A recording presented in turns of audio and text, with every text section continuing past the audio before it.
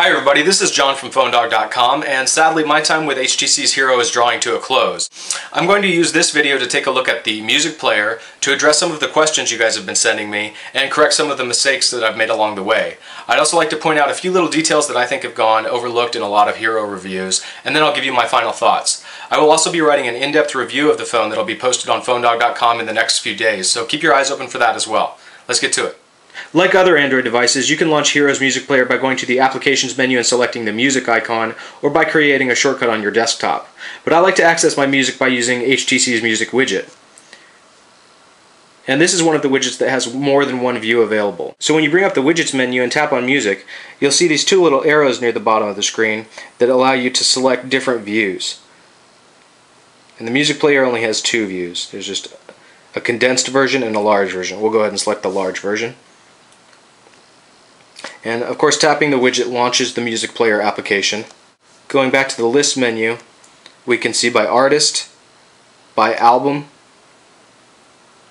look at playlists, select by song, look at genres, sort by composer, and purchased music. Now, because this is not the final US version of this phone, I do not have access to the Amazon.com MP3 store like I did on my G1 when I first bought it. So that's a little bit frustrating. So let's go back home to the widget. And from here, I can skip songs, shuffle, repeat all, or repeat one. Tapping the album gives you what people are calling the cover flow view, but of course right now we're only looking at this album. So let's start a new playlist here.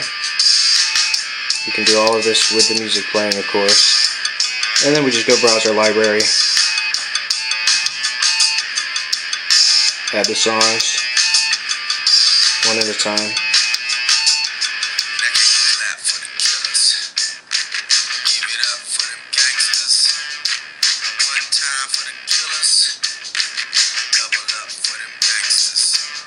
And you can see the notification window up there that my music is playing. If I drop it down, it just goes to the app. Selecting menu allows you to add more to the playlist or change the order of the playlist. Drag and drop like that. Now if you hit the menu key from the main player window, you can also set a song as a ringtone. Phone ringtone, contact ringtone, and you can trim the ringtone from within the app. That's a useful feature. Ringdroid was such a popular app when the G1 first launched. HTC now has this very slick interface that ties in with the rest of TouchFlow. You know, Ringdroid is a great app, so I'm not saying anything bad about that, and I like being able to see the wave and drag according to high and low points of amplitude, but that's a cool way to be able to do it right there, too. So set as phone ringtone, contact ringtone. I'm just going to back out of that. And of course this plays in the background. If I want to launch a website, I can do that. So a lot of people have been asking about the equivalent of cover flow on the Hero. So this would be it. The only place that I've seen it is when I select listen to all artists. And here's how it works. It's just repeating a short track there. And that's why that album spins around. Now if I just go through these albums here,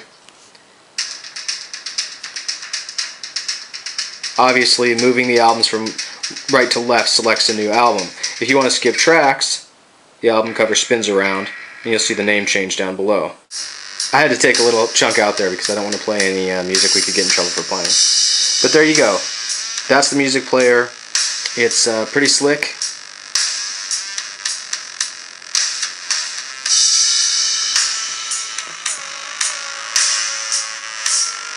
The volume buttons are, you know, aware of whether or not you're in the music application. If you're playing media, functions for media volume. If you're not, it's the ringer volume, just as on the G1. And I really like the way that rocker looks.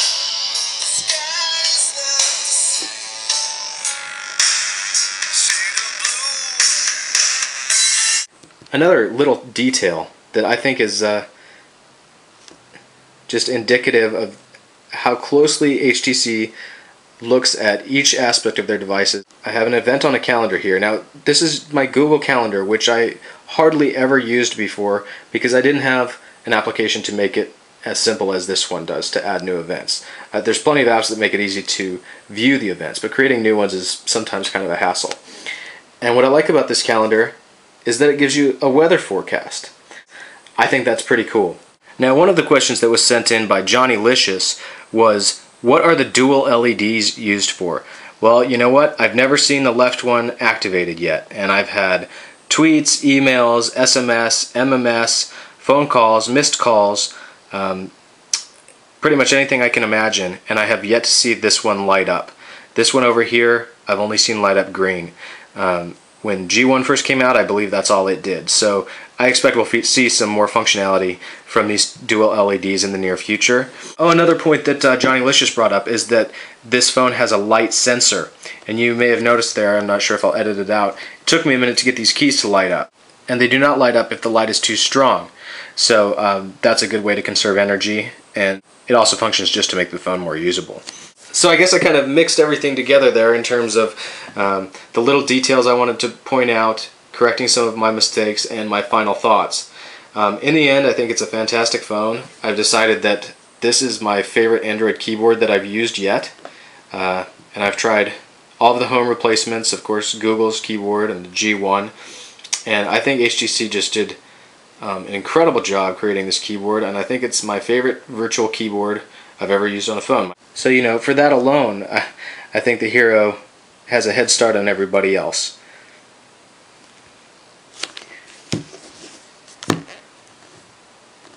This is a beautiful keyboard. It's easy to use. If you watched my video on messaging, you know that once you've had a little bit of practice, you can get pretty quick with it. For me, I think it's just about as quick as a hardware keyboard. And this is no small point for me. The virtual keyboard was a make or break situation. I figured if I'm going to move from the G1 to something else, that virtual keyboard had better be really darn good. I think the only complaint that I do have with the keyboard is where the key previews are. They show up right above where you press, which is handy for the symbols and such. But there was a pre-cupcake Android keyboard replacement called A12 keys, and it didn't matter which key you were hitting, the preview of that key always showed up in the center. So instead of having your eyes dart around the screen, you know, to see the preview above the key that you're hitting, you just looked at one spot on the screen while you typed, and you could see in your peripheral vision the keyboard while you're looking at what you're typing in the preview right here. So instead of having to bounce back and forth between reading and typing, which I can't do, that's difficult for me, I could just kind of zone out on the center of the screen and see everything. I think that would be more useful than having the preview pop up right above my finger.